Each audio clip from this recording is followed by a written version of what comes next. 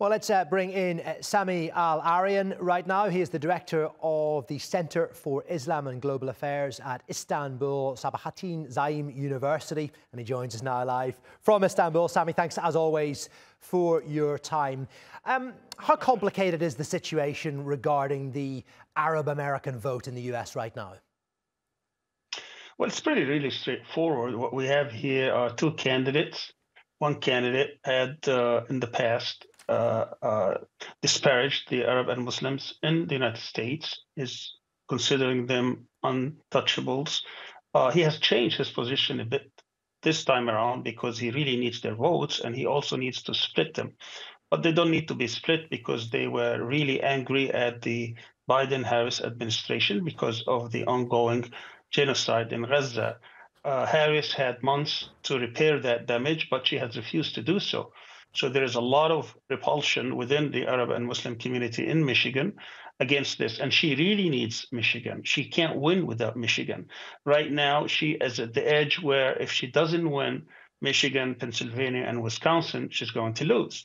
Arabs and Muslims in Michigan represent over 2% of the voting bloc. That means, and the difference is probably around 1% between the two. That means if she loses tens of thousands of Arab and Muslim votes, she might actually lose Michigan and the presidency. And do you think Arab Americans and Muslims in the United States are going to buy this U-turn from Donald Trump? I don't think so. I think most of them haven't really bought up into this. He hasn't changed much of his position.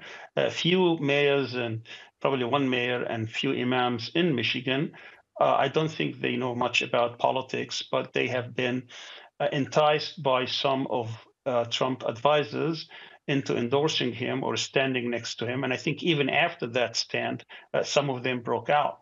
But the net effect of this is that few of them, and I'm talking about tens of thousands, not really much out of 120,000 voters in Michigan, might actually vote for Trump. Right now, polls tell us that the Arab and Muslim community in Michigan would give Harris somewhere between 40 and 45%. Latest poll was 43%, while Biden got over 70% of the vote back in 2020. And you mentioned that criticism of the Biden administration and indeed Kamala Harris's position over the conflicts in Gaza and Lebanon. Do you think Arab Americans and Muslims there believe that things will be different or perhaps better under Donald Trump? No, not at all. But the point is not whether or not Donald Trump is going to have a better policy. Certainly he isn't. He's probably more pro-Netanyahu than any other candidate. But the point here is that they can't just take Arabs and Muslims for granted. They can't just make Palestinian and Lebanese blood expendable and expect the support. People are really repulsed at the position of the Biden administration. They haven't changed a bit. They're still arming and funding Israel to the hilt. They still back it in the international institutions. They still protect it in the Security Council. They still provide it with the bombs that actually are killing Gazans and starving them every single day. How in good conscience anybody could actually vote for Harris with this record? And did she walk out from that? Did she distance herself from Biden? Absolutely not. So no one can actually, in good conscience, vote for her.